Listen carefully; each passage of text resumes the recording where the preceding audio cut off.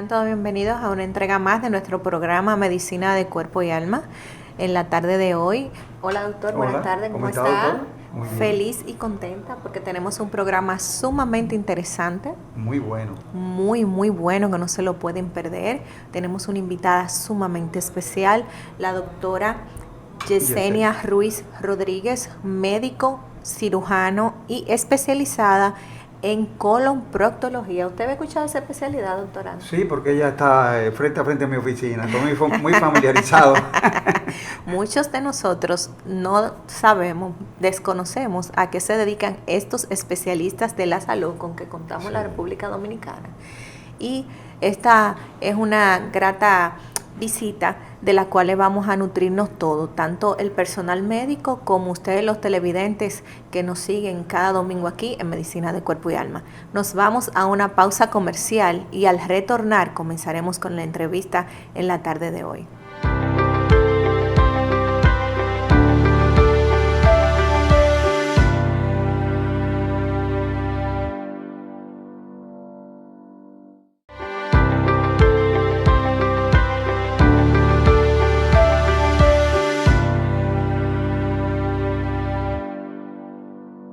Muy buenas tardes, queridos amigos. Bienvenidos a otro nuevo programa de Medicina de Cuerpo y Alma.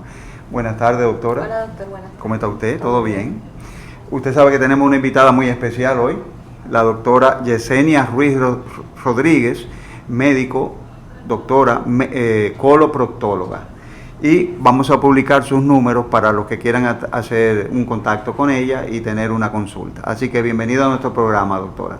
Hola, muy buenas tardes. Muchas gracias, doctores, por la invitación. Estoy muy agradecida de poder estar aquí con ustedes y así poder orientar a su público de todas las patologías en el área que nos concierne. Nos gusta su presencia aquí, doctora, porque en todo el tiempo que tenemos en Medicina de Cuerpo y Alma es la primera vez que traemos un médico proctólogo al programa. Y llama la atención ese nombre, proctólogo. Nosotros queremos preguntarle de inicio, doctora, ¿a qué se dedican ustedes?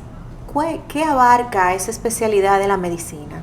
Sí, como no, la coloproctología es una rama de la cirugía. Todos los coloproctólogos somos primero cirujanos generales, hacemos cirugía general y posteriormente nos entrenamos en la coloproctología.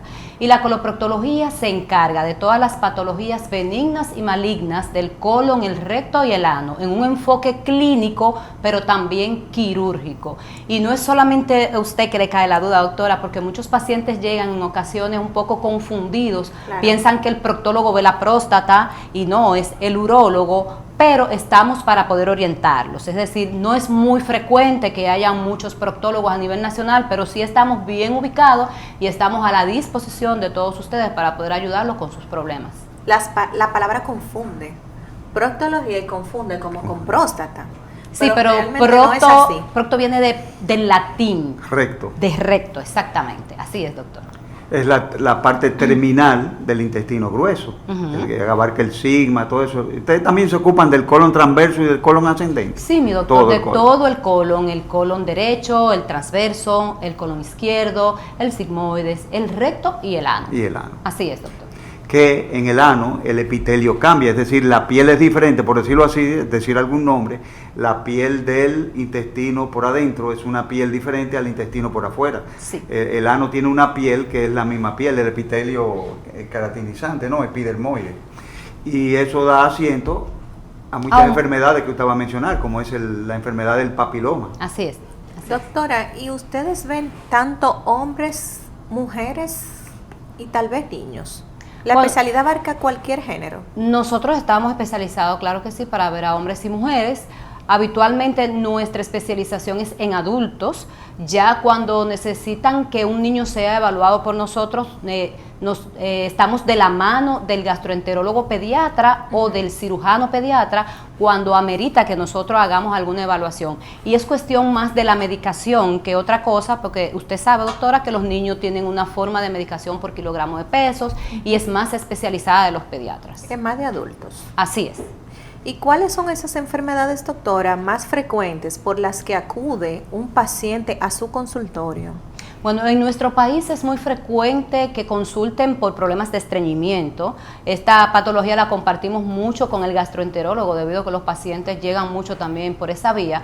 También podemos ver en una gran proporción, y creo que es la principal patología que vemos, es la enfermedad hemorroidal, que posteriormente vamos a desplayarnos un poco más en ella. También podemos ver muchas fisuras anales, fístulas perianales, abscesos anales, el HPV perianal, prolapso rectal, endometriomas perianales. Es muy amplia la coloproctología. Tenemos muchas patologías dermatológicas que también compartimos con ustedes los dermatólogos, y la verdad es que es de mucho alivio que los pacientes puedan tener un especialista que pueda orientarlo en estas patologías, ya que por ejemplo, en la escuela de medicina a nosotros no nos hablan mucho de la coloproctología, incluso lo más que podemos llegar es a la gastroenterología, y este punto está como un poco en el aire con los pacientes. Por eso es que muchas veces no llegan bien orientados hacia dónde deben ir. Van al gastroenterólogo, van al urólogo, van al médico internista, van a la emergencia y no saben dónde tienen que ir, pero ya la coloproctología está. Somos aproximadamente... en el país somos 30 y pico, casi 40 ya de coloproctólogos, y es algo que cada vez más se está dando a conocer para que los pacientes puedan llegar y podamos orientarlos. No, y la gente se acostumbra, muchos pacientes se acostumbran a situaciones de salud como el estreñimiento y dicen sufro de estreñimiento, como que eso no va a traer consecuencias en un mañana, porque la gente se adapta a que yo sufro de eso sin saber que pueden tener consecuencias a largo plazo de su condición crónica. Así es, y piensan que es algo normal, y piensan que es su cotidianidad, y piensan que es lo que debería ser, pero no es así, porque como usted bien dice, doctora, puede traer consecuencias. Una persona estreñida, y se pudiera decir que el estreñimiento es aquella persona que va menos de 3 veces a la semana, o que en sus evacuaciones en el 25% de las veces tiene que pujar o tiene que extraérsela, o están disecadas o están en bolita. Todo eso podemos categorizarlo como un estreñimiento. Si usted está teniendo ese tipo de situación, usted es una persona estreñida. Es decir, si usted va menos de 3 veces a la semana, usted es estreñido.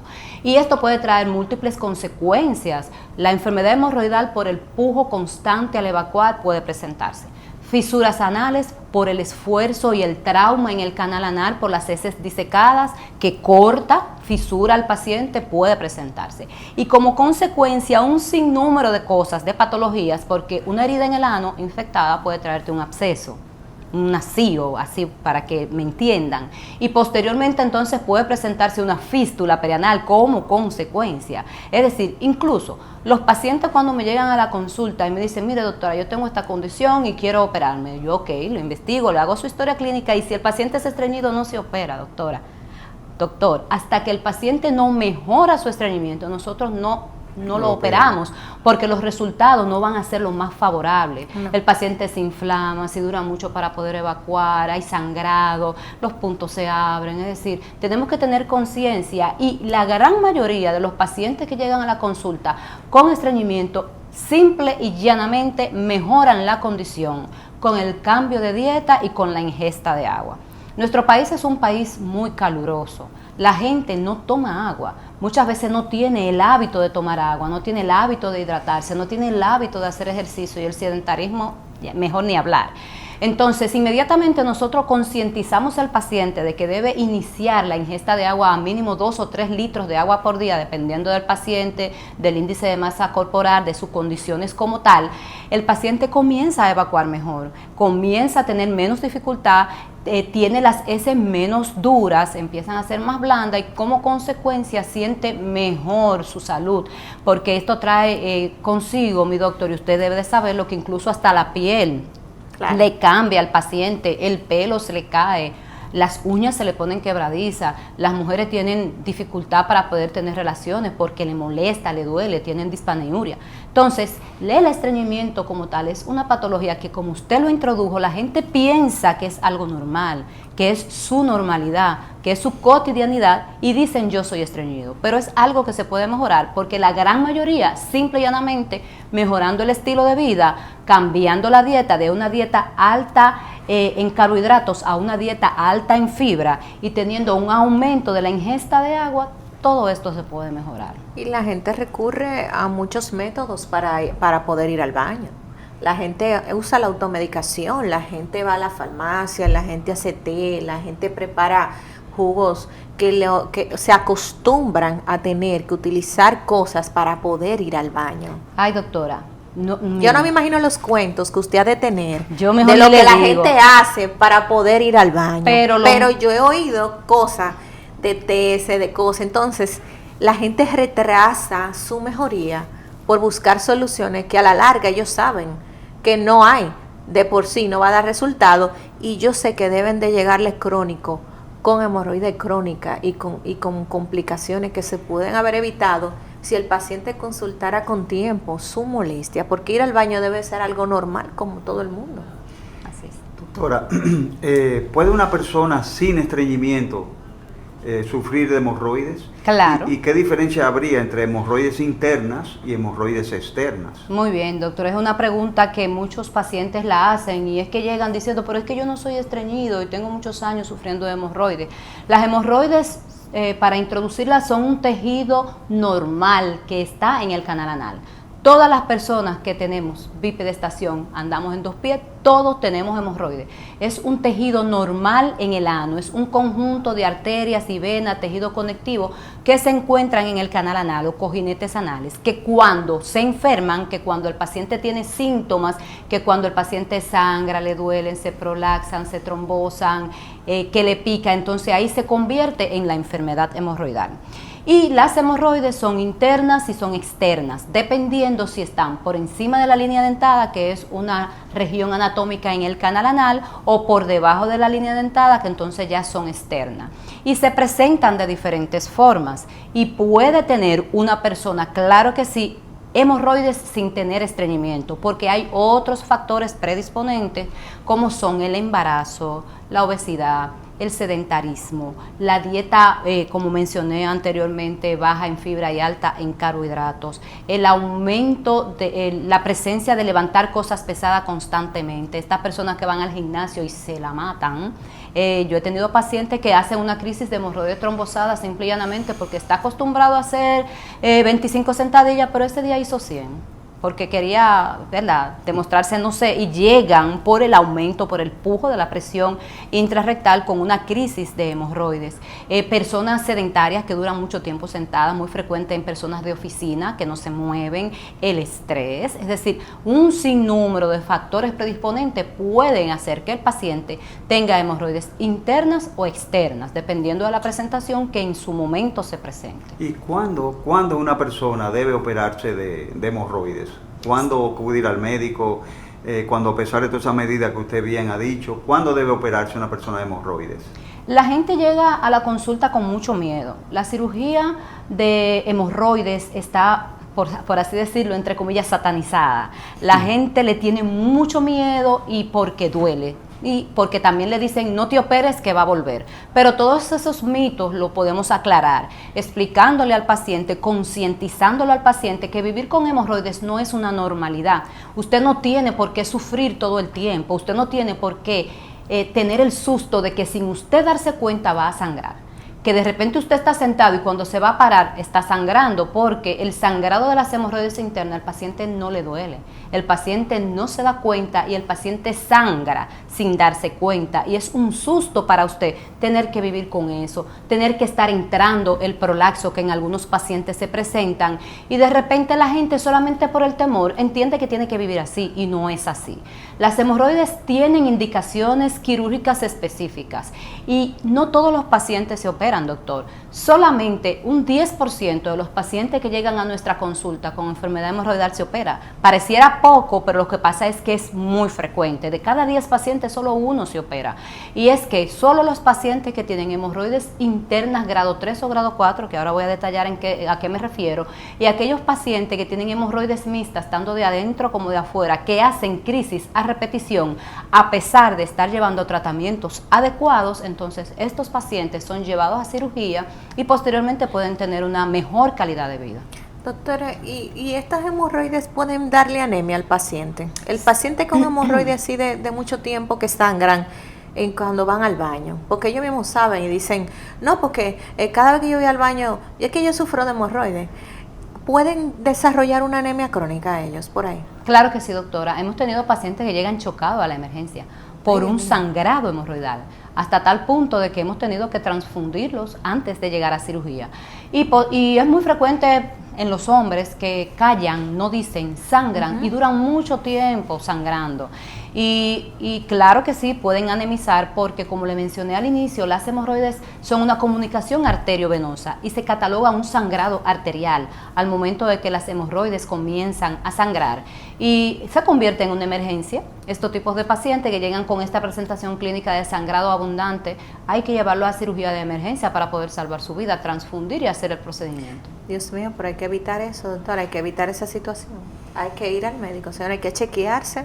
Ya ustedes oyeron lo que dijo la doctora, todo paciente con estreñimiento crónico o que vaya al coloproctólogo para chequearse las hemorroides, porque es duro, doctora, llegar chocado de que por una hemorroide. Sí, pero pasa, doctora. Ay, así es, pasa. Doctora, ¿de qué son reales esos tratamientos? Por ejemplo, se habla de la fibra soluble, derivados del psyllium, del plántago, ¿verdad?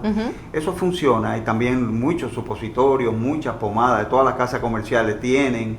Hay unas pastillas muy famosas que la gente las compra sin receta, a base de flavonoides, de quercetina, esperidina, rutina. ¿Eso qué papel tiene eso en el tratamiento de las hemorroides? Hay tratamientos clínicos bien específicos para la enfermedad hemorroidal y son los que hacen que el paciente de repente con una enfermedad hemorroidal que no es avanzada pueda vivir su vida tranquilamente, pero sí tienen que estar pendientes de evitar los factores predisponentes. Hay muchos remedios caseros, como la gente sabe, que llegan al consultorio ya haciéndolo, tómate tal cosa, principalmente para el estreñimiento usan mucho test, usan laxantes, cosa que no es favorable para los pacientes debido a que el uso crónico de laxantes está bien conocido que altera la flora intestinal y posteriormente puede traer consecuencias. Por eso nuestro primer accionar cuando el paciente llega en esas condiciones es retirar los laxantes, identificar cuál es la causa del estreñimiento, porque hay diferentes causas y en algunas ocasiones sí tenemos que utilizarlo, pero específicamente procuramos que el paciente pueda tener un tratamiento integral, no solamente con dieta, no solamente con recomendaciones higiénico-dietéticas, sino también con medicación. La mayoría de los pacientes cuando llegan en crisis llegan con inflamación, por lo cual nosotros indicamos pomadas que tengan antiinflamatorios esteroideos, que lo dejamos por un tiempo específico. Claro que sí que hay supositorios que se pueden utilizar para tal fin, específicamente con las hemorroides internas, y hay algunos tratamientos coadyuvantes con los venotónicos que están bien estudiados y bien establecidos, que nos ayudan a poder tener una mejor circulación de la región anal. Como ya hemos hablado, las hemorroides son un componente venoso y arterial, y estos venotónicos nos ayudan a dar mejor elasticidad a las venas, disminuir la permeabilidad capilar que producen los brotes de las hemorroides, y está bien estudiado el uso de la fracción flavonoide purificada y micronizada que tiene la diosmina y la esperidina, como usted bien lo mencionó. También el dovecilato de calcio es bien indicado y utilizado para tales fines, y claro que sí pueden tener un alivio y puede tener una disminución de las recidivas y de las frecuencias de las crisis en los pacientes con el uso de estos. ¿Y la fibra soluble? Sí, claro, doctor. La fibra, el psyllium, está también bien establecido, que nos ayuda a poder mejorar el estreñimiento. De primera intención es lo que nosotros indicamos. 11 gramos de fibra por día ayuda al paciente a tener una mejor evacuación. Se presenta una evacuación completa. Disminuye el deseo de tener que estar pujando para poder evacuar, lo cual disminuye las crisis. El paciente llega diciendo, doctora, yo me siento mal porque es que yo evacuo, pero yo siento que no evacuo completo. Sí, hay que descartar algunos trastornos del piso pélvico, principalmente en las mujeres que dicen y expresan esta situación, porque también no solamente el estreñimiento, sino que patologías específicas del piso pélvico en mujeres pueden también presentar esto, como son el rectocele, el enterocele. Las mujeres que han tenido muchos partos vaginales tienen, ya eso sería otro tema a poder hablar, pero con el uso de la fibra de primera intención, los pacientes mejoran y nos damos cuenta que simple y llanamente era el cambio de la dieta, de la ingesta de agua, del hacer ejercicio, de evitar el sedentarismo, y podemos siempre incorporarla sin ningún problema porque no causa un efecto adverso, no le produce al paciente adicción de que si no es con la fibra no va a poder evacuar, es decir, que el día que no se la beba va a poder evacuar, pero que es adyuvante para usted poder mejorar su evacuación. Doctor, y los baños de asiento, mucha gente envía a las pacientes que tienen hemorroides, principalmente externas, a hacerse baños de asiento. ¿Eso funciona? El baño de asiento para nosotros, yo le digo a los pacientes que es el mejor aliado. El baño de asiento tiene muchas bondades, bien hecho, porque en ocasiones llegan diciendo que yo estoy haciendo vapor, no doctora, yo estoy haciendo eso, yo estoy haciendo vapor, y error. Para que una agua haga vapor, como yo le digo a los pacientes, tiene que pelar un pollo y entonces usted se va a quemar, entonces no es así. El baño de asiento lo utilizamos en el prequirúrgico para poder disminuir la inflamación con la que llegan los pacientes y así poder identificar adecuadamente los paquetes hemorroidales. Nos ayuda también en el postquirúrgico.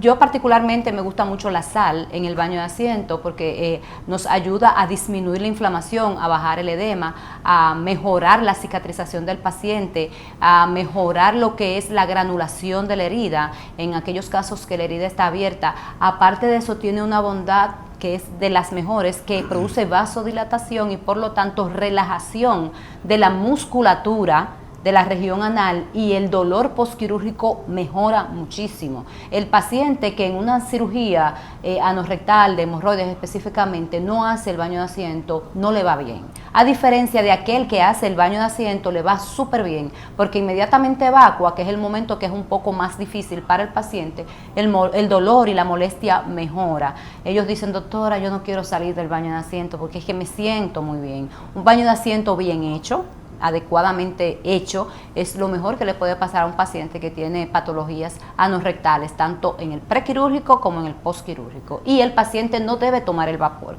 el paciente debe sentarse dentro del agua, por lo tanto nosotros le indicamos que el agua debe ser tibia, no caliente, en un recipiente en donde su nalguita completa quepa y que pueda sentarse dentro del agua, durar 10, 15 minutos más o menos, que donde ya se va a enfriar, y pararse y lavar nuevamente la región para no quedarse con la sal pegada en aquellos que lo hacen con sal, para que posteriormente no le irrite. Pues estaba muy confundida porque yo pensaba que era en un envase poner el agua caliente, acercarte al envase y coger el vapor. No, mi doctor, no. Yo estaba muy errada en eso. Sí, pero no se preocupe, que mucha gente no se sienta mal, doctor. No, yo pensaba que los baños de asiento eran no sentarte en el agua, sino tomar el vapor del agua hirviendo. Bueno, para nosotros, para lo que nosotros lo utilizamos, no lo usamos así. Puede ser que esté indicado para otras circunstancias, pero para nosotros no, porque es que el vapor quema, doctor. Entonces usted ya tiene una injuria, ya sea por la inflamación de la crisis o ya sea por las heridas de la cirugía, y si usted quema esa piel, el resultado no va a ser el más favorable. Y es que uno, por ejemplo, cuando hace ese tipo de vapores para la nariz, lo hace así, uno se cubre y toma el vapor, pero en el caso de las hemorroides, poniendo el glúteo dentro del agua tibia, no ardiendo, sino tibia, porque a la gente le encanta que esté caliente, de que hasta que uno aguante, no, porque entonces puede quemarse. Sí, hemos visto pacientes con quemaduras fuertes. No, sí, porque la gente, las personas piensan en nuestro pueblo, ¿verdad?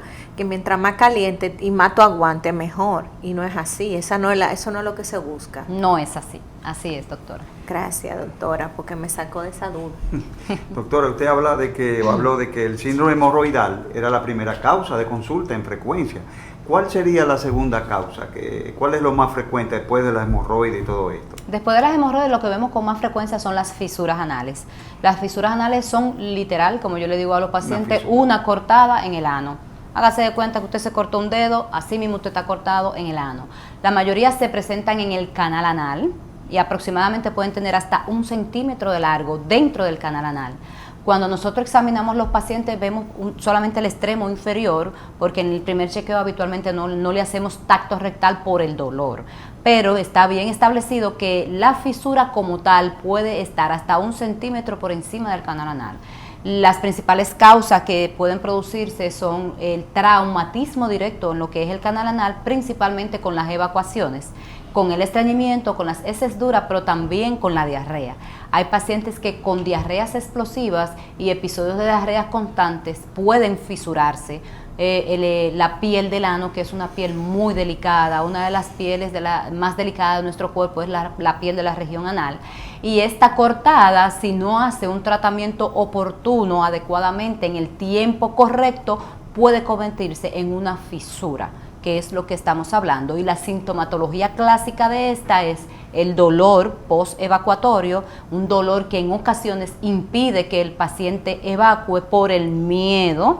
El paciente llega con un miedo a la evacuación tal que es un pánico horrendo, le cambia el estilo de vida a los pacientes que tienen una fisura anal. Son pacientes que viven aburridos, son pacientes que lo botan del trabajo, son pacientes que hasta llegan a divorciarse, porque imagínese usted tener un dolor constante en el ano, es una locura. Hay una hipertonía en el canal anal, el ano cierra, el ano se pone duro, se pone rígido y el paciente evacúa fino, evacúa poquito, evita comer, baja de peso para evitar tener que ir al baño, porque yo le digo gráficamente que sienten como si el inodoro tuviera alambres de púa o como si estuvieran cortándole el ano al momento de la evacuación. Suena como una película de misterio, de horror y de terror, pero es así, mi doctor. Pueden sangrar los pacientes y también pueden hacer crisis de hemorroides secundarias por la inflamación que se presenta en el ano. O sea, eso no va a cerrar solo. No Una cierra persona solo. que tiene esa herida ahí, que se siente esa fisura, esa cortada, pero esta cortada no va a cerrar por sí misma. Dependiendo de la profundidad, porque de inicio pueden ser laceraciones, que con el paciente teniendo una buena higiene y mejorando su evacuación puede mejorar, pero cuando es una fisura, ya no, debe llevar tratamiento específicamente en los 2 primeros meses después de que ocurre el evento, y mientras más temprano mejor, porque pueden convertirse de fisuras agudas, que son fáciles de tratar y el 90% cierra, a fisuras crónicas, que ya son una cantidad menor de proporción, pero que ya no cierran todos con el tratamiento médico, solamente un 10% cierran, y ya cuando pasan los 2 meses de tener una fisura, se convierte de aguda a crónica, y crónica se hace más difícil, y es muy frecuente que los pacientes lleguen posteriormente a los 2 meses. Como quiera, siempre le ofrecemos el tratamiento conservador de primera intención, porque uno no sabe cuál es el que va a cerrar. Sí sabemos que hay un grupo de pacientes que tienen menos predisposición a cerrar, como son los pacientes inmunocomprometidos, los pacientes que tienen HIV, los pacientes trasplantados, los pacientes diabéticos. Estos pacientes se nos hace un poco difícil poder cerrarlo, no es imposible, pero hay que ser consistente y persistente, porque para tratar de evitar tener que llegar a cirugía, porque la cirugía de fisura tiene repercusión en lo que es el esfínter del ano. Entonces está bien establecido y están bien ubicados cuáles son los que tenemos que operar dependiendo de los estudios que hacemos previo a la cirugía, como es la manometría, y también de los síntomas que el paciente tenga para posteriormente tener que hacerle una esfinterotomía lateral interna, que así se llama, la cirugía que se le hace a los pacientes que tienen fisura anal crónica y que posteriormente el paciente entonces puede cicatrizar. Doctora, ¿y cuándo se desarrolla la fístula anal o perianal? ¿Cuándo se desarrolla? ¿Cuál es el mecanismo? Sí. Que también es frecuente, ¿verdad? En la consulta. Sí, es muy frecuente. Estos pacientes que llegan, doctora, hace 4 o 5 meses yo tuve un absceso, el absceso me lo drenaron o el absceso drenó solo, pero me dejó un granulito, me dejó como un acidito, como una verruguita que cada tanto tiempo me abre y me bota como una pus, o constantemente se mantiene botando. Y es que esto es ya una fístula perianal. Las fístulas perianales, su principal causa es la teoría criptoglandular, que habla de una infección en el canal anal. El canal anal tiene de 12 a 14 glándulas en las criptas de Morgani, así se llama anatómicamente, y estas glándulas pueden infectarse por múltiples situaciones. Por ejemplo, en los pacientes con estreñimiento, por eso que le digo que casi la mayoría de las enfermedades del ano inician de esta forma, pueden presentar un traumatismo en el canal anal hacer una infección en esta glándula producirse un absceso, una acumulación de pus, y esta pus toma dos sitios para drenar, ya sea internamente en la misma cripta donde se originó la enfermedad, o busca un sitio, un camino hacia la piel perianal y drena. Si no drena, el médico debe drenarlo en el tiempo oportuno. Posteriormente a este drenaje, se mantiene una comunicación entre donde comenzó el absceso a donde drenó el absceso. El 50% de los pacientes que hacen un absceso perianal pueden cerrar esta comunicación y no hacer fístula, pero el otro 50% termina en una fístula perianal, y una fístula perianal es una comunicación entre un orificio interno, un trayecto ya epitelizado y un orificio externo. Este tiempo que nosotros damos para poder saber si el paciente va a hacer una fístula perianal o no va desde las 8 a las 12 semanas después que se presenta un absceso perianal. No debe operarse un paciente antes de ese tiempo, porque no sabemos si está bien formado el trayecto fistuloso, que posteriormente tenemos que identificarlo adecuadamente para que pueda uno hacer la fistulectomía, que así se llama, la cirugía de fístula. Fistulectomía. Así es, doctora. Bueno, estamos en Medicina de Cuerpo y Alma. Vamos a una pausa comercial y en breve volvemos con la entrevista de esta tarde.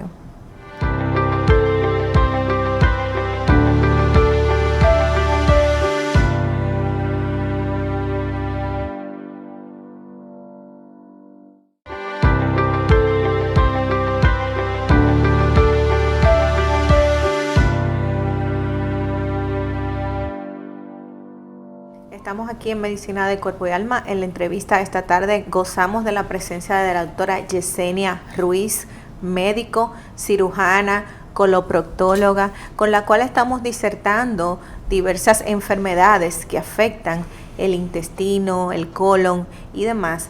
Y no quiero desaprovechar la oportunidad de la presencia de la doctora para preguntarle algunas incógnitas que tengo. Por ejemplo, doctora, a veces las personas hacen estudios y hay enfermedades del colon como son los divertículos, los pólipos. ¿Ese tipo de diagnóstico cae dentro de su especialidad?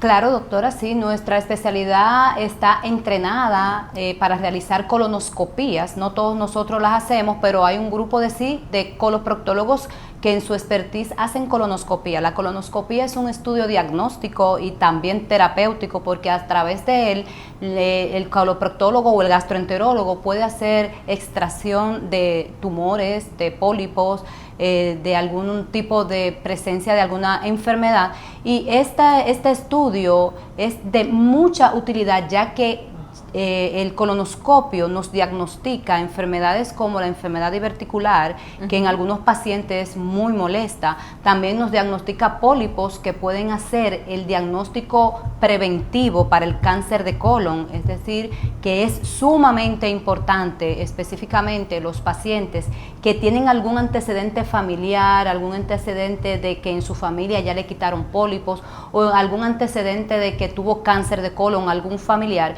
que haga su colonoscopía preventiva. En marzo pasado, el 30 de marzo, fue el día que se conmemoró para la prevención del cáncer de colon, y ya la Sociedad de Gastroenterología Americana ha estipulado que la edad para hacer su primera colonoscopía preventiva ya no es 50 años, es 45 años, y en algunos pacientes que tienen factores predisponentes, como ya le he mencionado, debe ser 40 años.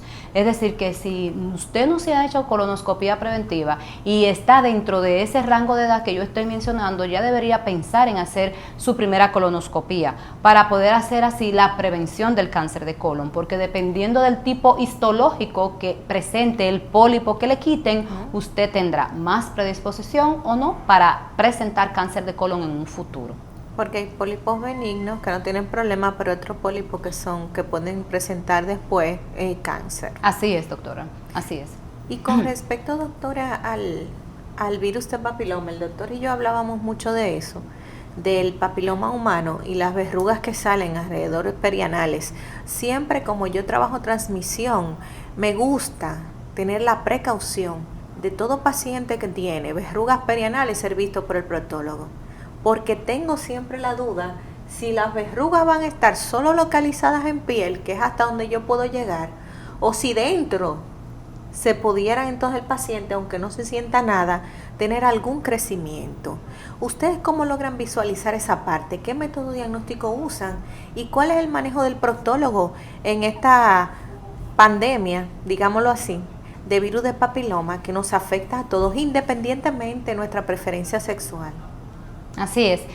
Como bien lo dice la doctora, independientemente de nuestra preferencia sexual, vemos muchos pacientes que llegan afectados por el virus del papiloma humano, que es un virus de transmisión sexual, que se presenta tanto en hombres como en mujeres, ya sean bisexuales, homosexuales o heterosexuales. Tienen una presentación clínica específicamente en nuestra área como verrugas genitales o como condilomas perianales, que nosotros hacemos mucho énfasis en poder especificar qué tipo de HPV tiene para poder así posteriormente saber qué tipo de seguimiento le vamos a dar al paciente, qué tipo de tratamiento o terapéutica va a tener el paciente. Identificamos si el virus es un virus de alto riesgo o de bajo riesgo. Si es un virus de bajo riesgo, podemos utilizar métodos de tratamientos tópicos o de consultorio para poder así mejorar la calidad de vida del paciente, y si identificamos que el virus es de alto riesgo, siempre procuramos retirar y hacer biopsia, porque si hay displasia en la presencia de este condiloma, ya el tratamiento va a ser diferente.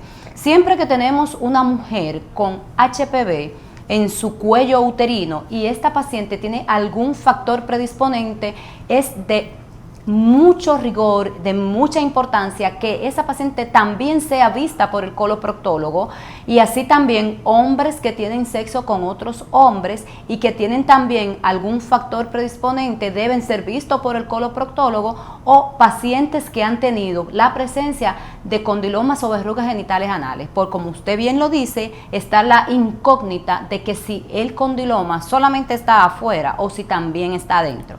Entonces nosotros utilizamos el tacto rectal para evaluar al paciente y también utilizamos la anoscopía.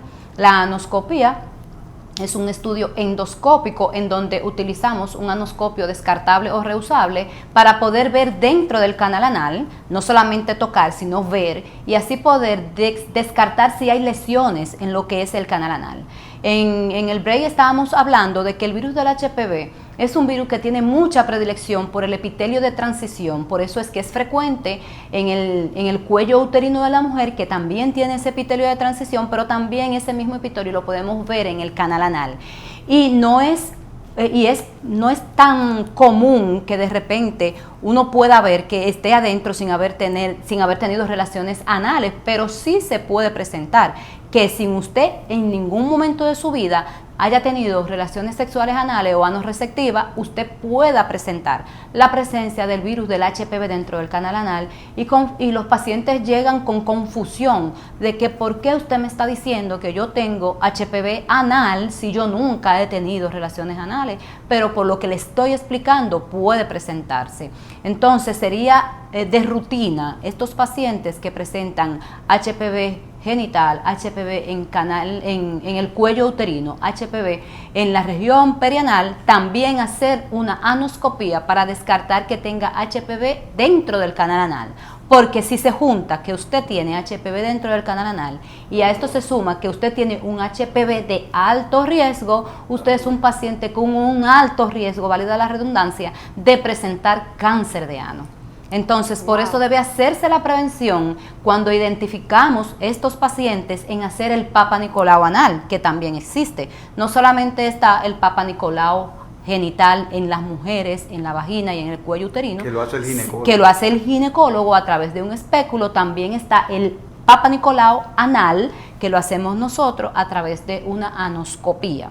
Cuando los pacientes son diagnosticados que hay displasia en ese Papa Nicolau, que hay cambios celulares que pueden inferir que en un futuro usted pueda tener cáncer de ano, estos pacientes entran en un protocolo de seguimiento, y si hay una displasia de alto riesgo o un AIN, que lo que se describiría como el NIC en las mujeres, en el ano sería AIN, en sus siglas en inglés, entonces el paciente entra ya en un protocolo de seguimiento, de tratamiento, que dependiendo de esa estructura en el reporte del Papa Nicolau, incluso pudiera llevar al paciente la necesidad de hacerle una anoscopía de alta resolución, que es algo mucho más avanzado en donde podemos hacer la prevención del cáncer dependiendo de los resultados de esa anoscopia de alta resolución, en donde utilizamos una tinción específica para poder descartar las células anormales a través de un colposcopio, que es el aparato que utiliza el ginecólogo para poder magnificar lo que son las células del cuello uterino. También nosotros lo utilizamos en el canal anal. A veces suena como un poco complejo, pero simple y llanamente sería decirle a la población que si usted tiene verrugas genitales, procure llegar al coloproctólogo para que le haga la prevención. Si sufre de papiloma. Eso también se ve en el pene, lo vemos los urólogos, cuando hay un epitelio de transición entre el glande y el prepucio. Es muy frecuente el papiloma en el pene también. Y quería decirle, doctora, que el papiloma cambió, por lo menos en la parte genital masculino, porque antes se veían aquellas grandes lesiones que nuestros abuelos le decían la cresta del gallo, porque era a semejanza de toda la cosa que tiene el gallo en la cabeza, que parece una verruga, ¿no? Eran verrugas gigantes, pero ahora usted hace a veces hasta una penoscopía con el ácido tetracético y no se ve nada. Lo que manda, aparte de las pruebas que ustedes hacen para el AIM, es un hisopado para detectar el HPV. ¿Lo hacen ustedes también, el hisopado, para mandar a hacer el PCR del papilomavirus? Sí, claro, la genotipificación del virus del HPV la hacemos a través de hisopado para PCR, donde reportan el tipo de HPV y nos gusta mucho poder saber qué tipo tiene el paciente, porque así, dependiendo del resultado, podemos planificar lo que es la vacunación del paciente. También el cáncer de pene es causado por el HPV y es de tipo epidermoide. También. Doctora, es un mito muy frecuente que cuando yo me formaba como residente escuchaba de que las verrugas que salen por dentro son malas, pero las de afuera son buenas con respecto a la del papiloma.